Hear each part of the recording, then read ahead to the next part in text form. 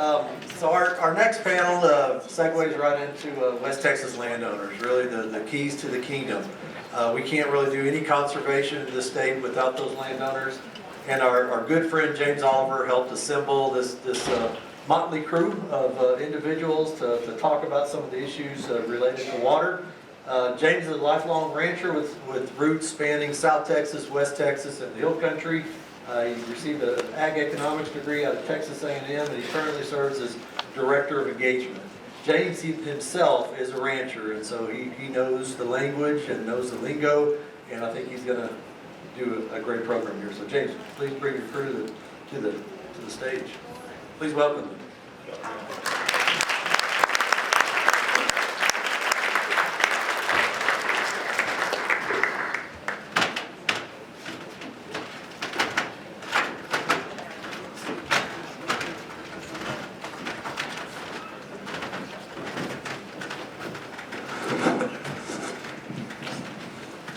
Thank you, Dr. Harbison.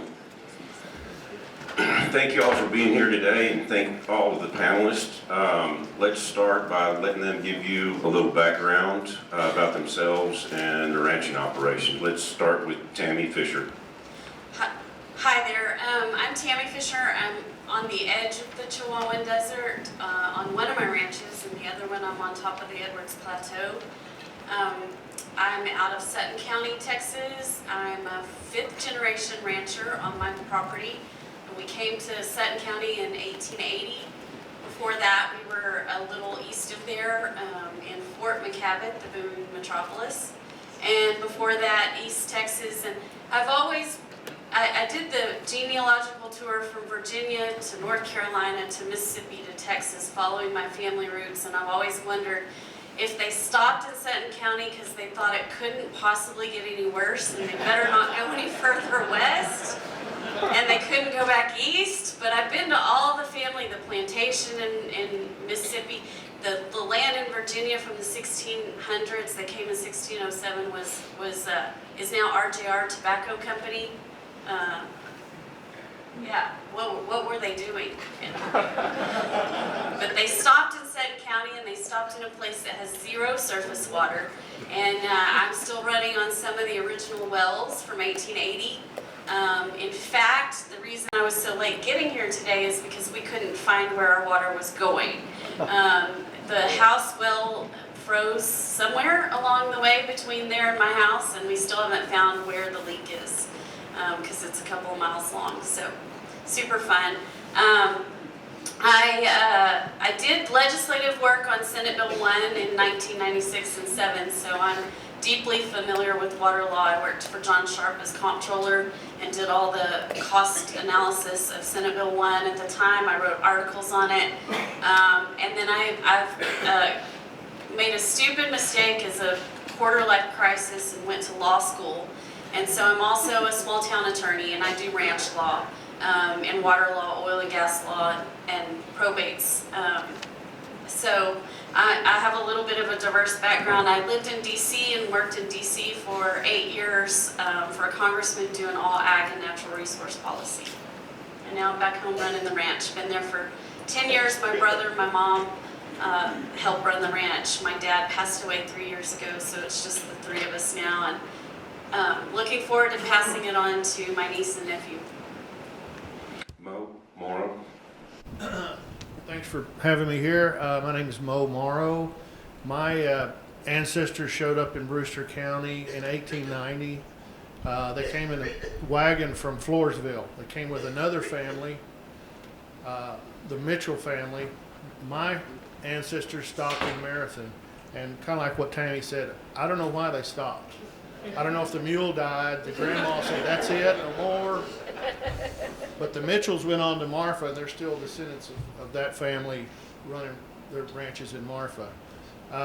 My granddad was a baby when they came out here in 1890. He started throwing our family ranch together when he was 20 years old. And so it's been in the family since 1911. It's west and south of Alpine here. I'm the fourth generation in the county, third generation on that land, and my sister and I own it, and run the cattle, and we've since leased the grass out to another ranching company, and that's worked out well too. But I'm still responsible for hunting, all the waters, and the welfare of the ranch. Other things I've done, I graduated from Texas A&M in 1979. I was one of those guys that left Alpine in the rearview mirror. I'm never coming back, you know, but I got the chance to come back and haven't regretted it at all. Been on bank boards here. I was on the Alpine ISD school board for 18 years, and I'm currently a county commissioner in Brewster County. I'm married, I have 3 children. That's where I'm coming from here. Thanks for letting me talk. Clay? Well, I don't know how I can follow either of those two. My name is Clay Miller. I'm fortunate enough to be a member of a ranching family at Valentine that's been there almost 100 years. We've been in Jeff Davis County a little longer than that, but working on 100 years, I guess in 25, I think will be 100 years. So very proud of that. And working on we have our 6th generation there on the ground now, so that's quite a milestone, I think. We're predominantly a cow-calf operation, and like everybody here have struggled through the last several years of, you know, off and on drought and short of water, and, you know, just day-to-day struggles that we have as ranchers in West Texas. I kind of made the rounds, went to the Panhandle and Oklahoma and Florida, you know, but I've always been involved in agriculture or livestock production in some form. Fortunate enough to be the Trans-Pecos regional steward for Texas Ag Land Trust. I serve on the Trans-Pecos Grazing Lands Coalition board, and also serve as a board member for the Jeff Davis Underground Water Conservation District. Clay, while you're still on the mic, can you kind of describe where your water comes from, how you pump your water, how you move your water, kind of your water situation there at the ranch? Sure. We're pretty fortunate. We've got a couple of wells that are pretty strong wells. Most of our water is pumped using electric submersible pumps. We are extremely fortunate to have a pretty good spring at the ranch that waters probably a third of it. At times we have, during excessive drought, we have had to help that spring out with what it waters by pumping water from the flat to kind of help keep up. We've got lots of pecan trees around the ranch house and stuff that have been there a very, very long time. I could not tell you how long, but so we feel it's important to keep. So the needs sometimes is greater than what that spring can produce in very, very dry years. But we have been, again, very, very fortunate that although it has been very low, it has not quit. So, but it has come down to a very, very small trickle. Tammy? So I still have the original hand-dug well from 1880 at my hunting camp. We actually did a bunch of brush clearing a few years back to uncover, accidentally, the original homestead, which was really cool. And we found the original hand-dug well. We still have that rock tank that is in use today from 1880. And we converted it about 10 years ago from a windmill to a submersible pump, same as him. We have 0 surface water in Sutton County except for one little tiny area called Camp Allison that's closed off to the public, and the county owns it. I'm in the watershed of the San Saba, the North Llano, the South Llano, and the Dry Devils River, which runs into Valverde County. And my South Ranch has the big giant draw. In fact, we had a 500-year flood in 2018. I have still 7 windmills that are the old school windmills, pumping water out of the ground the old-fashioned way.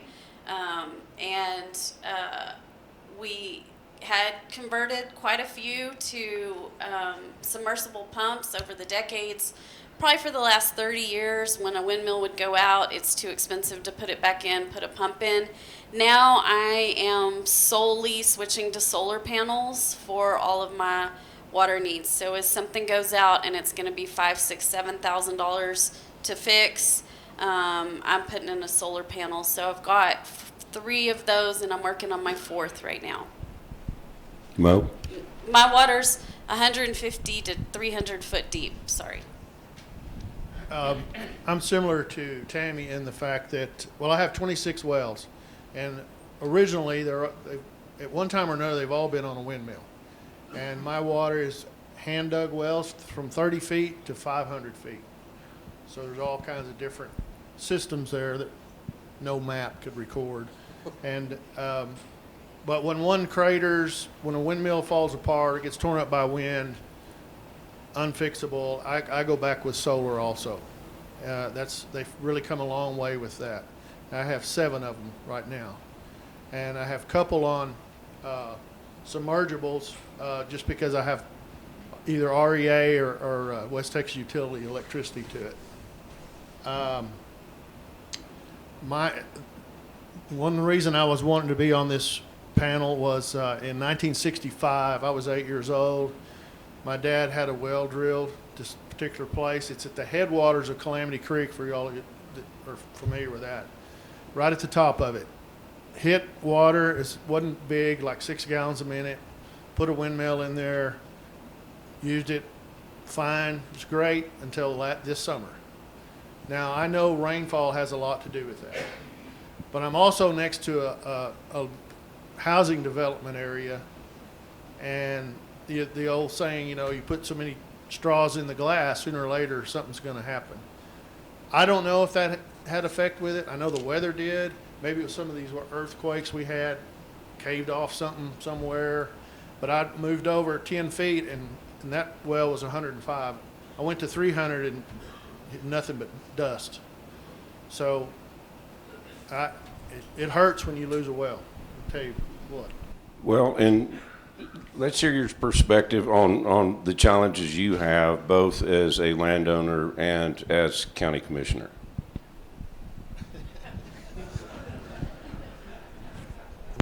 That's what they're here It's not to. election year.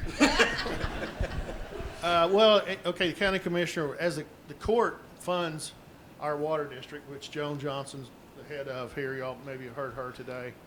I originally, when they wanted to form a water district, I wasn't really enthralled with it because the people aren't there anymore. But the people that started it, I think they wanted to enhance their own water and possibly their pocketbook. However, I do think now it's a good tool to have, and it is local. You may not like what they do. I'm sorry. You may not like what the rulings they do, but it is local. You can go to them and talk to them. If we let that right go to Austin, we're going to lose it. So that's how I am. Biggest challenge? Biggest challenge? Do you think, is that your biggest challenge? As a county commissioner, yes. As a landowner, I'm all for the right of capture, just like the development area. I understand that. I'm not one of those that says, I have the right to capture, but you don't, my neighbor. That won't work. And, I just think we have to be better conservationists. I started putting tops on all my tanks, my reservoirs, and it was amazing how much goes away through evaporation. We all want a drink of water. We can't live without drinking water. We can live without a swimming pool, though. Thank you, Mo. Tammy, challenges, issues? There's too many to even list here, but I'll try to get a couple. We're, as ranchers, I raise cattle, sheep, and goats, a few chickens, a llama, a donkey, and a partridge and a pear tree. And, I think the biggest challenge for any rancher is the fact that we continually buy everything at retail and sell everything at wholesale. And retail cost of everything continues to go up. Our input costs continue to go up. If we can find labor, it's astronomical. Just fixing a windmill anymore is $3,000-$4,000 a pop to touch it. And just to get the guy out there is a couple of $100 to even look at it and tell me what's wrong with it. So that's definitely a challenge. And looking at this, my fences are turning 80, my windmills are turning 80, and they're not in good shape. And fences are $14,000 to $25,000 a mile, depending on which side of the county I'm on, and windmills are $13,000-$14,000 to put a new one in. To drill a new well is $7,000-$8,000 if I'm lucky, just to drill it, and then you got to case it, and then it's just an expensive ball game. Plus, I'm looking at all the infrastructure on the ranch: the barn's falling apart, the fence is falling apart, feed costs go up. I'm trying to raise cattle in a drought. Granted, I didn't have rain I had 7 inches of rain in 2 years on my South Ranch. And you just can't do business like that. And at some point, you can't even afford to buy hay anymore. And so you sell out low, and then you buy high. I don't know. That's what I learned in school. You buy your textbook for $85 and you sell it back for $2. So I'm doing really good at that. Other challenges that we face is the money. It just doesn't pour in, and that's why I went to law school, was to have a real job to support the ranch. And I don't know many ranchers who don't have a real job somewhere in there to support it. And now we're facing these windmill companies and solar companies coming to us and wanting to cover our land up with windmills and solar. It's the latest thing, and we've got to have this. The government says it's great and wonderful, and I could debate that with a lot of people a lot of different ways, because if you cover up 1,000 acres of my land with solar, that's producible arid land that's going to something else. And I could run sheep on it potentially, but not cattle or goats anymore. And so I lose, and then the hunting goes away. But then they show me the contract and they show me the money, and I go, wait a second, I could buy a whole nother ranch in Aruba and not mess with this frozen crap tundra that we deal with every January here. Bye, peace out. And so it's really hard, because I want to turn everything over to my niece and nephew someday, and I want it to be there for them. So that's a challenge. And then for us, I've paid the estate tax 3 times in my lifetime already, because my great-grandparents were alive when I was a kid. My grandparents died in their 90s. My aunt died young. And so I paid it 3 times, and I've lost over half of the ranch I live on, which was the 1880s homestead, to estate tax burden. And so that's really rough. And to see that be cut up into pieces, I think the estate tax is one of the hardest things on the environment and on wildlife, because it cuts these places into smaller and smaller and smaller pieces, and the wildlife doesn't have as much land to go on, and the water gets tapped out a lot faster, and that's really hard to watch for us. I think those are my biggest challenges. Clay? Well, they've pretty well covered a lot of it. Aging infrastructure, aging workforce. You want a new tank, but somebody's got to put it in, and not only an aging workforce, but a lack of a workforce. But that's kind of stop with the cry me stuff, poor me stuff. I think that the challenge really is, where water is concerned, is to try and get away from, well, I'm not going to be around, what do I care? I think it's important for us as stewards of land and water to think about the future and try to think about that 6th generation, and hope that we've done our job, so maybe their struggle isn't as difficult. And that starts, I think, Chairman Perry said it, the best stewards are the farmers and ranchers. Well, that puts a lot of pressure on us, because we need to lead by example. And if you're complaining about water, and you had a well go dry, but yet you've got a rock tank that's leaking 40 or 50 gallons a day, you're really not leading by example. So, and absolutely, it costs a lot of money to replace that. And oftentimes it's not just replacing the tank. You're talking about a whole infrastructure that's underground that has to go with it. And, but more to my point is our job to somehow secure what we're doing is with water and the land, because they both go hand in hand. Let's not forget that, But for that sixth generation, for that seventh generation, and get away from the mindset, well, I'm not going to be here, it's not going to be my problem. Well, it is your problem because you're the boots on the ground right now. Also, some of the challenges I think that are coming, shortage of water, and water is such a very sharp, double-edged sword. For me personally, I like El Paso. I enjoy going up there. There's a lot of history. I've always enjoyed going up there. El Paso owns a ranch just at the edge of Valentine and around it. But I don't want El Paso to have my water, But I don't want them to go out without something to drink. So there, how do you? I don't know how you deal with that issue, but it's going to come to that. They're going to come get our water one day, and it's nothing against El Paso. People need, like Mo said, you got to have something to drink. But then I don't want them to have my water either. So. And each of you has touched on this briefly, but I'm going to start with you, Clay.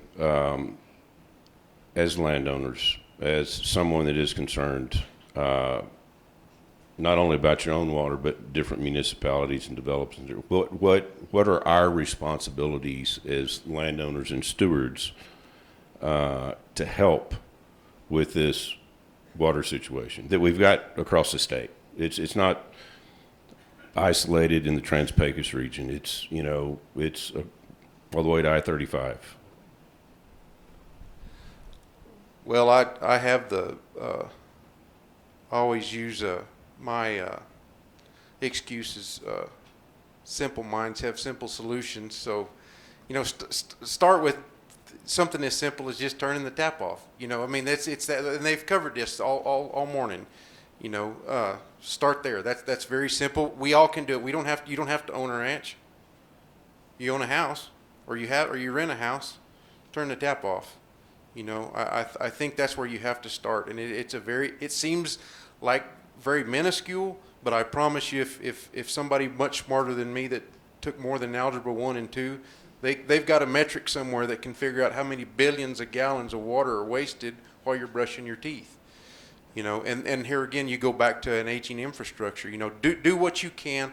Yes, it costs money. I understand that. And there are incentives. Should there be more? Yes. Should you do it just because it's the right thing to do? Yes. So here's that double-edged sword again. Do we want incentives? Yes. Should you do it because it's the right thing to do? Absolutely. Without being incentivized. Tammy, your thoughts? It's a hard one for me. I turned 50 this year, and I started looking at my retirement, and there is none. Because I did work for the federal government for a minute, and I have a little retirement there, but I started looking. I think this is in my peripheral vision at all times right now is my retirement and my niece and nephew. My retirement and my niece and nephew. And, I didn't have kids, and so they're the next generation. They want to come back and run the ranch. And I know that my great-granddad, my granddad, my dad tried to leave it better for us, but it's just a constant struggle. One of my biggest goals for the next couple of years is to do as much brush control I can. That's something I can control. I own my own D6. I can get out there on the bulldozer 4 hours a day. Thank you. And it's good therapy for when you date in modern America. It's great therapy. Really good therapy. So maybe I should start selling that as a agritourism. These people like that. Let me hand out my card. Day on the bulldozer? Yeah, day on a bulldozer. Heck yeah. Should we have an auction for a fundraiser? And I will redo all my infrastructure if y'all pay $50 an hour on my D6. But that's one of the biggest things for me because the mesquite taproot goes down all the way to the aquifer, and that cedar tree is sucking up the moisture before it ever hits the ground. And so, to me, that's my biggest monster. I do have some tanks that leak, and I hired these kids last year to dredge them all out. It took weeks. It was horrible. The muck was 3 foot high, and then patch all the leaks. I had this great cement worker that I contracted that was just amazing. And I knew I would only have him for a minute, and then he'd go somewhere and do something else. So we did every tank we could. You know, but it does go back to that. I mean, I've never even thought about covering some of my troughs and things. And that's where I feel like as landowners, we're not always in the room. We're on the ranch feeding. And we're not always in the room in Austin. So it's hard for us to hear. And so when we go to Texas cattle raisers and Texas sheep and goat raisers, we need to do more as an industry to share these thoughts and ideas of, well, how are you doing it? Well, I did solar and I love it. Well, I did solar and I hate it. You know, what are the pros and the cons of these things? And come into rooms like this and talking to you guys. I mean, I think that's where we could do a whole lot more. And we tend to talk about the price of feed and the price of sheep at producers in San Angelo and the price of wool at Roswell in New Mexico. And we tend to just never talk about the water, the infrastructure, what we have to survive, because that cow has to drink so many gallons a day.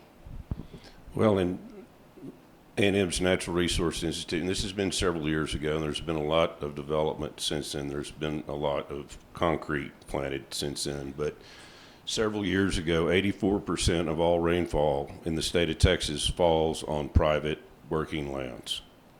And so the source are these working lands. But Mo, and you've touched on some of the activities you've done to kind of help, but what's your opinion of the responsibilities we have as landowners in this water conversation? Well, it ties in great with what we've already said, but like my granddad, he never owned a pickup. If he couldn't do it horseback, it ain't going to get done. You know, my dad, during the drought of the 50s, he had to buy a pickup to feed because they couldn't feed out of wagons anymore. It just took too much. So my dad never bought a four-wheel drive pickup because it cost $400 more. So every day we would load his truck up with rocks, and that was it. So we would put them in a washout or a low spot, and they're still there today. And we're not trying to stop the water, we're just trying to slow it down. So I grew up doing that, and we still do it. I mean, my kids do the same thing. However, I do have a four-wheel drive truck. I kind of got off your question, but to add to Tammy's... That was a great story to hear, though. To add to Tammy's, she's buying everything high and selling it low, and she forgot to tell you she pays the freight both ways, too. Yes. So, I'm sorry, what was the question? We like your stories. Yeah. No, your personal view on the responsibilities that we have as landowners to help in this water conversation. I think do what we can, conserve where we can, slow the water down while we can, fix our infrastructure.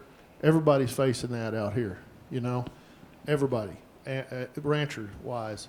I think in the years past, y'all may be some of them, but agriculture has taken a black eye in a lot of ways. All those ranchers, they use all the water. The feedlots use all the water. Those farmers in Nebraska, they use all the water. I don't want to, like I mentioned the other day, I don't want us to find out someday, like several presidential offices have done, price of oil gets high, we go beg the Saudis for more oil. Okay? We go to China and beg for more microchips so we can have it in our computers and phones. I don't want us to be in a point where we have to beg for food because nobody's going to come to our aid. I'm just telling you that. We can feed ourselves and half the world if they just turn us loose. And yes, we all need to conserve water. Ranchers that use a lot of water, farmers, but we can do it. It can be done. That's my 2 cents right there. In some of our earlier conversations, we talked about this, but, and to Tammy's point about telling our story as well, do you guys feel like there are opportunities to have the discussions to incentivize some of these things, replacing, and where do we go find those things? Tammy? Well, yes, we have a huge gap between ranchers. We're the absolute worst at telling our story. We have a huge gap between the public and us.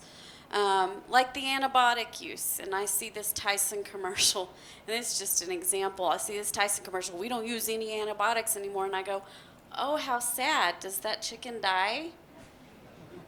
Because I have to use antibiotics once or twice a year. Now, do I sell that animal into the food supply? No way. Not ever. Not one time have I ever sold that animal with that antibiotic into their system into the food supplies. That's a chance for me to tell my story. Same as the fact that I have 80-year-old windmills that people need to understand that that's what I'm dealing with. And it's not that easy just to go pop one back up.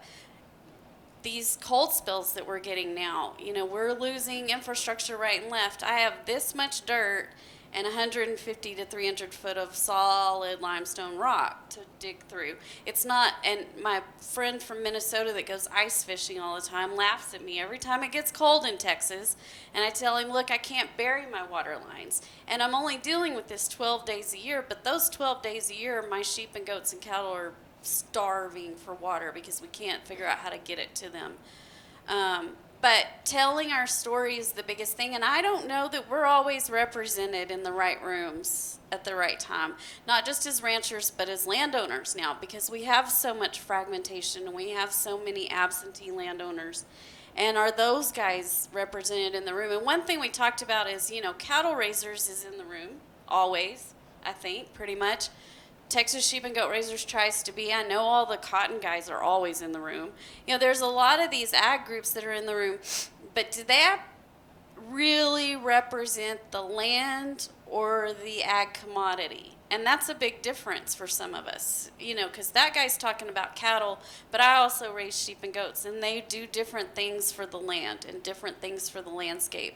And so each producer, each landowner needs to make sure that we have a voice somewhere, and I always try to make sure who we're putting on the water district speaks for me somehow. At least there's one guy there, and then the county commissioners, I try to make sure that there's some guy there that understands. If he doesn't do it, he understands it. Same with the state legislature, same with the federal government, because we've seen the waters of the U.S. stuff over the past couple of years. Somebody needs to understand my story so they can help tell it. And it gets harder and harder when rural Texas and rural America is less and less and less of a voice in Austin and D.C. And I don't know how we protect this desert landscape when we have one voice and Houston has 32. Good point. Clay, your thoughts? Yeah, I'm going to go ahead and just agree with Tammy. She does such a good job. But our voice here and the voice compared to Houston, and it doesn't seem like an imminent threat right here where we're sitting right now. But I promise you, it's coming, because just like they said before, George West didn't think it was going to be a problem, and so and here again, going back to the future, it's not my problem now, but it's going to be somebody's problem, so we need to do the best we can to kind of curtail that if we can. No?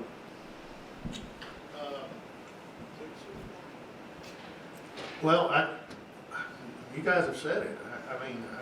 I go back to what our responsibility is to the land. We were given, we're stewards, and by and large, good stewards. I'll go out on a limb and say, Tammy mentioned her mesquite. Well, I got one mesquite tree, but I got 4 billion cedar trees. And in the places where I pushed around our wells and springs, they've gotten stronger. So I know they're taking the water. I mean, they have to.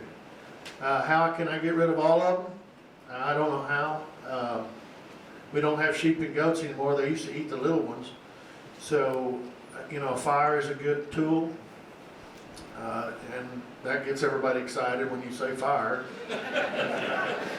So, I think it comes down to personal responsibility, like Clay said, for my children going forward. It was done for me. I'm reaping the benefits of two and three generations of working hard, and I have a responsibility to follow up on that.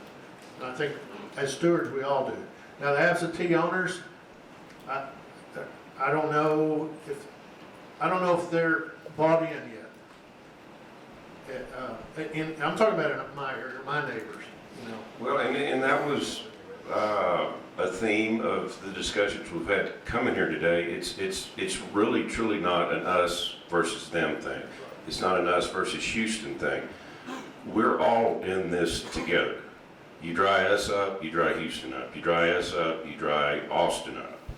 And I think it goes back to the story and some very fair points, Tammy, about who's representing us in the room and on what issues. We may be stewards of the land, but everybody in here is stewards of the water. Very well said, Clay. Very well said.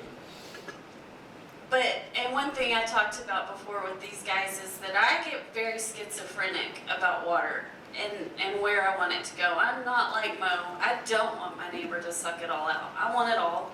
I want the rule of capture on my property, but I don't want them to have it.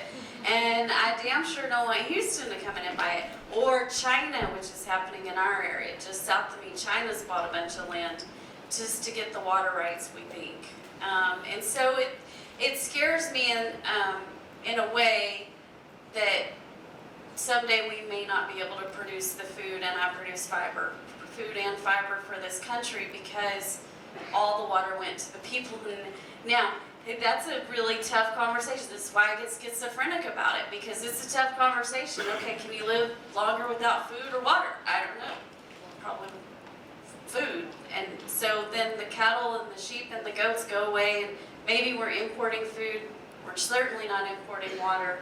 This is a tough conversation, and but at all times I'm looking at it, I need to protect this water on this land and this aquifer for this generation and the next one, and that's what I can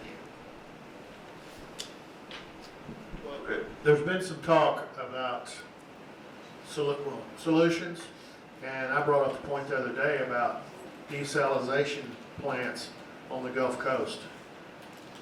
There are landlocked countries in the Middle East that have that, and they have flowing fountains in their yard with, you know, desert sand blowing everywhere. Now I know they have money, lots of money. I think in the future that's gonna have to happen on our Gulf Coast. They say there's some waste products from that. I'm not sure. I guess salt that they don't know what to do with. But I just think that's coming. You know, not just on the Gulf Coast, because we're producing a ton of salt water for our oil and gas industries. And I don't understand, and I wrote an article on this 30 years ago, maybe, on desal. And I thought it would be here by now. When we talked about the 50-year water plan in 1996, that was a part of the conversation. And I look at places like Blanco, Texas, that completely ran out of water. And they didn't know it was coming, and they plan ahead. And they had 25 years of planning to see it, and they didn't see it. And I don't think we fully understand what all of our aquifers do. And so I know we don't understand the Edwards Aquifer where we're at. We've tried to test it and see what the ups and downs are, and we can't figure out where all it's going, and it doesn't seem to go down like the Ogallala and some of y'all's aquifers as much, and it doesn't seem to recharge as much with rainfall. So I think there's a ton of opportunity for research still in groundwater, huge opportunities for research.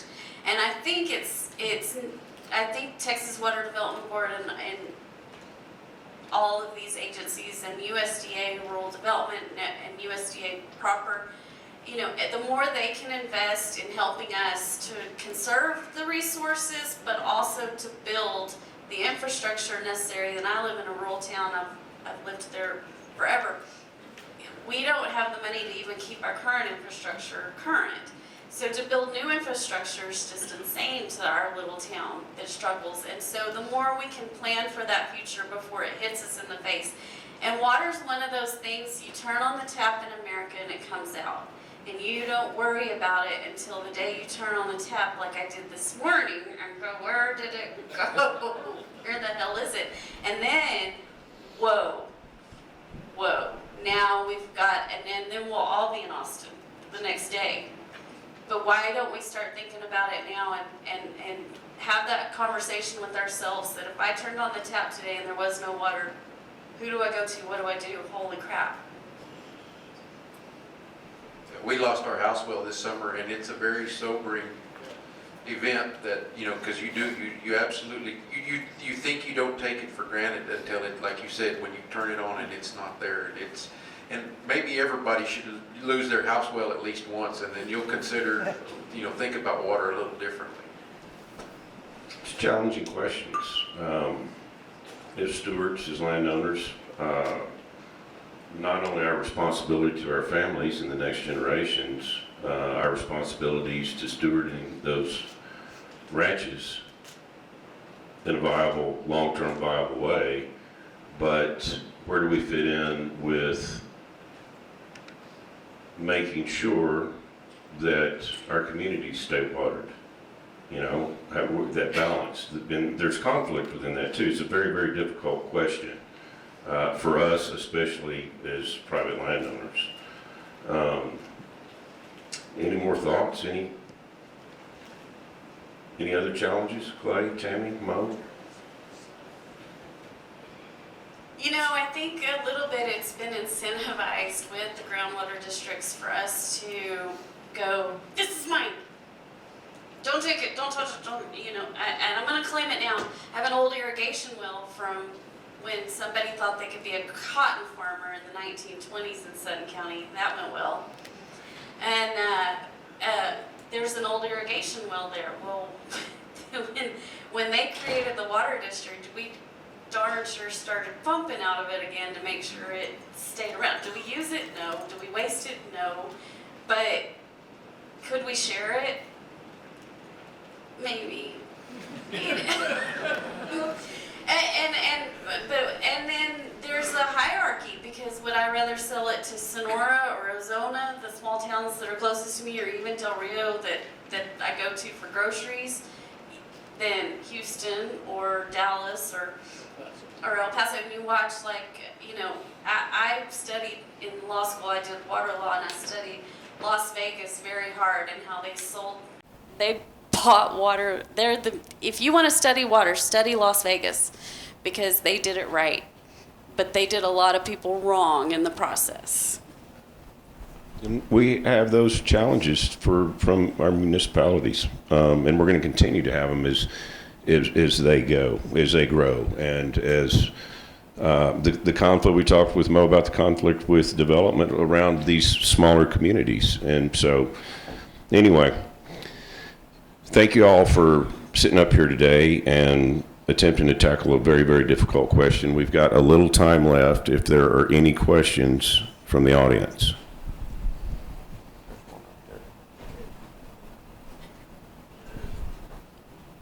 I'm just curious, of the four of y'all up there, how many of y'all have orphan oil and gas wells on your property? If so, how do you deal with the threat and the constant oil field pollution? Well, I can tell you right away, I don't have any oil wells. or gas wells. I do have oil and gas wells on my property. We've had some poor production operators that have contaminated a well on horizontal drilling. we had a frack job go horribly wrong on an oil well, and it shut it in and contaminated our wells. We cannot drink our water anymore at our house. I'm not sure it's all the oil filled, but it's a contributing factor. Where I'm also darn near the caverns of Sonora, so we have lots of caves that contribute to our well pollution. Oil and gas is constantly in and out, but I also see an opportunity there because they're hauling out tons of saltwater to saltwater disposals every day. I mean, I watch the trucks go out and come in to haul out that saltwater to saltwater disposals, and I wonder why we're not tapping into that, because that's a lot of water that turns from good water to wastewater in a heartbeat. And I think that's a missed opportunity for our state. The city of El Paso has a desal plant up to the state of the art, and I think that's what they're doing. Yeah, I don't have any oil wells. We don't have any orphan wells. We're in karst formations like Tammy, we've had some water. It's still usable by livestock and wildlife, but it's not drinkable water. Any additional questions? I have a comment, Rusty Wallace, Devil's River Conservancy Director, and this is not necessarily a question, but a comment with the sprawl and what we would consider the movement to the rural areas of Texas, especially to the Big Bend now, in the southwest part of Texas. We talk about what we're going to do with our excess water, okay? That's what we're discussing, and how to be better stewards of the water, and whether or not we can sell the water to a municipality somewhere else that might need it stronger than we need it at the current time. Something to highly consider. I mean, we've got thousands and thousands of miles of oil and gas transmission lines going across the state. Why can't we turn those around from the Gulf Coast aquifer and ship the water, the fresh water, which some people claim that Gulf Coast aquifer can never go dry. Okay, I'm not sure if that's a true statement, but why not turn this around and let's get some fresh water from the Gulf Coast of Texas, and let's keep our water out here for our municipalities and for us to grow our water in the direction that we want it to. That's my comment. Amen.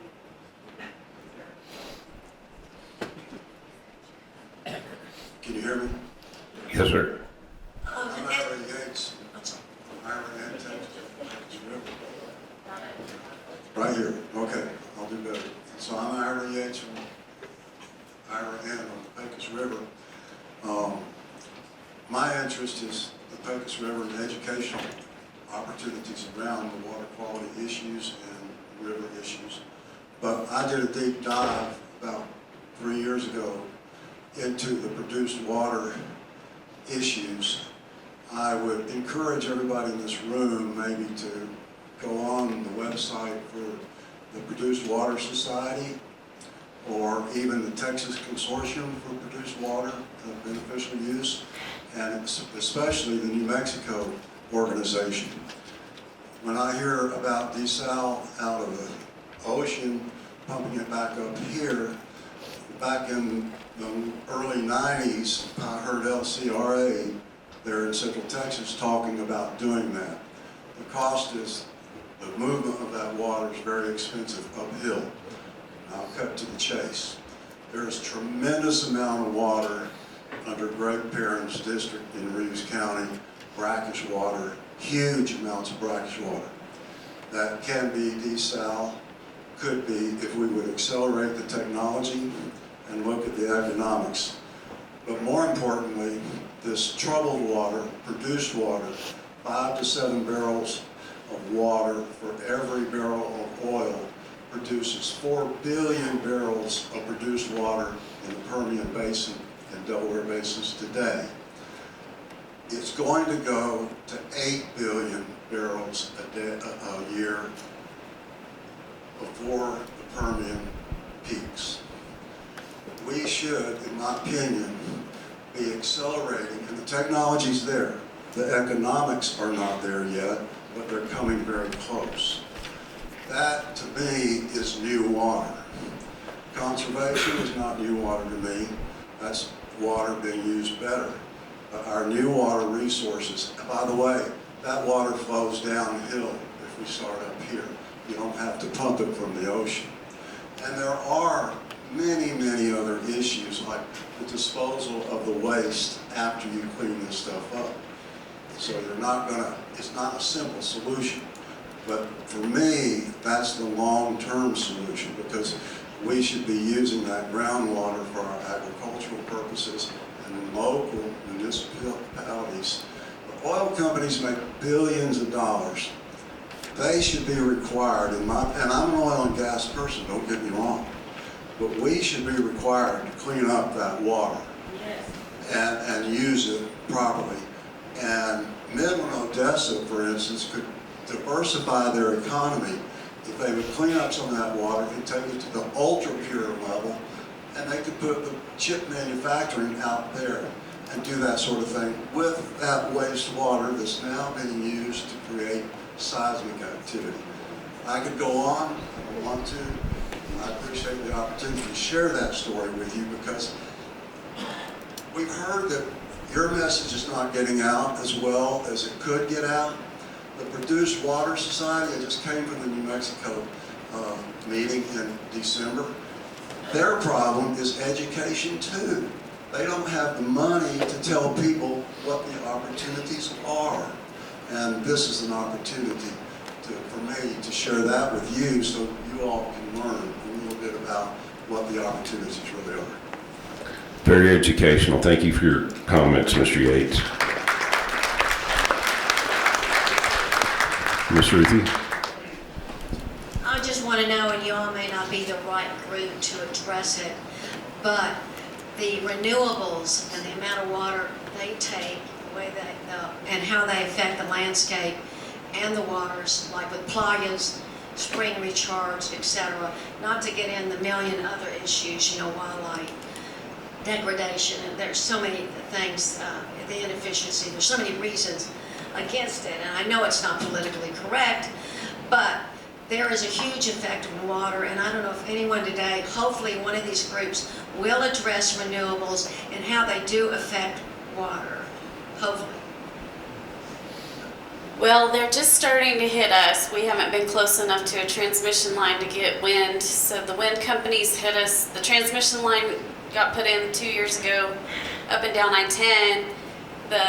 In fact, I have it in my bag to look at the contract that they sent us. I don't want to do it. I don't want to put one windmill or solar thing on my property, but can I make my ranch viable for the next generation by doing it? And I was driving by these windmills yesterday. I had to deliver bulls up to Albany, and I was driving by the windmills up there, and they're rusty and falling apart, and some of them aren't running, and I just cringe at what I'm doing to my niece and nephew to put that on my property, and what am I doing to the water and the wildlife and I can't even imagine having 1,000 acres of solar out there behind the house to look at every day.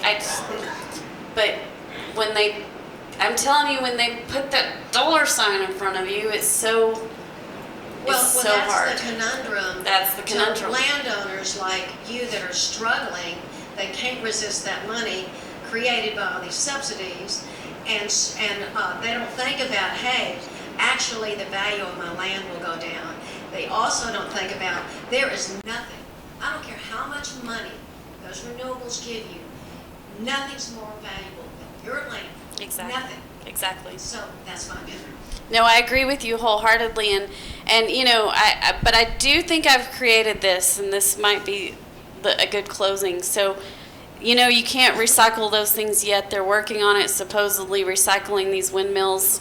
That's what they keep telling me, but I think we should just use them to create our pathway to the next planet when we use this one up.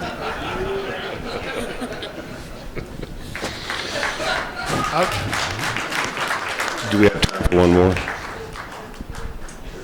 Hi there, my name is Jason Ehrlich, and I'm part of the Texas Water Resources Institute. And I got a question, but I got a brief comment on your statement here. There's not a lot of data out there. We work predominantly on water quality, on the impacts of, say, a large solar farm on water quality, but we are getting a project started. There's a watershed in Milam County, it's about 18% now covered with solar panels, and we're working with the commissioners court out there and landowners in order to get some water quality studies out there to kind of get some data, because there's not a lot out there. We did a whole literature review for the state of Texas, and there's not a lot of things like so. Working to get some more information on that. A lot of the work that we do across the state is a lot of education outreach and watershed planning. And you touched on it, Tammy, that the cotton farmers, the ranchers, you guys are usually always in the room, at least listening to what's going on, involved in the community. Do you guys have any tips? Like we hear from a lot of the people that we work with that a quarter maybe the county might be absentee landowners. Any tips on how to get them in the room or how to get information to them? Maybe Commissioner, you have an idea in your precinct if there's a lot of absentee landowners, how we can get them involved in this conversation and involved in conservation. So we have a trapping club because we're hit by predators so hard. We're always trying to control the movement of coyotes and other predators in our area, and we've tried to work with those landowners for years that are our neighbors. I mean, I have one across the road who any night you can go and put up a coyote signal and you'll have 40 or 50 on his property, and he's got 500 acres. And they're coming over and eating my baby lambs and my baby goats every night. And so we've tried for years to get them involved in different things, to go to the water district meeting, to go to the trapper club, to go to anything. Now they do show up at the hunting banquet like crazy. So maybe you hit up the hunting organizations, the wildlife organizations. It's the only thing that a lot of these guys are interested in, and go through that avenue. And because a lot of these people are buying it for the hunting in our area. Did you have a comment, Mel? A lot of the absentee owners next to me are involved. I guess I'm lucky, evidently. They do help with predators, and I bet some of them are in the room here. I bet there's absentee landowners in this room. That's just a comment. Yeah, we have to absolutely get them involved with this, because they're a big part of it now too. They're just getting to be more and more out here, so yeah, we've got to find a way to engage them. There was one question back here. Hi. Yes, it's actually just a statement. I just wanted to thank you for bringing attention to stewardship and really bringing that home by saying that water is all of our responsibility. I'm actually from Corpus Christi, Texas, and I'm here because I recognize the connection between your water systems and our water systems. So we talk about turning off the water, recognizing how we can fortify our infrastructure so that we're not leaking water. I just want to bring attention to the fact that there are 5 proposed desal plants in the Gulf Coast, and it's a closed-based system.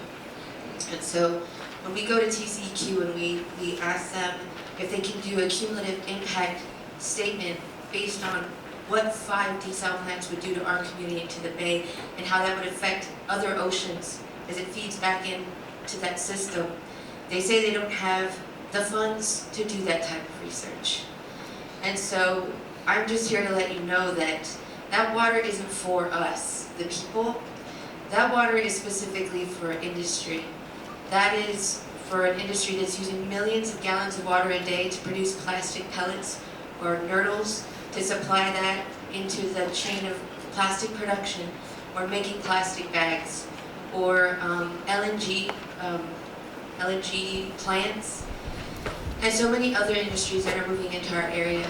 So when we talk about you getting that water, it getting moved up here to you, it's not, because it's not going to even be available to us. Thank you. Thank you. This is, thank you all for being here this afternoon. This is a tough slot right after lunch, but would you all please thank these 3 for taking their time away from their operations to be here with you today.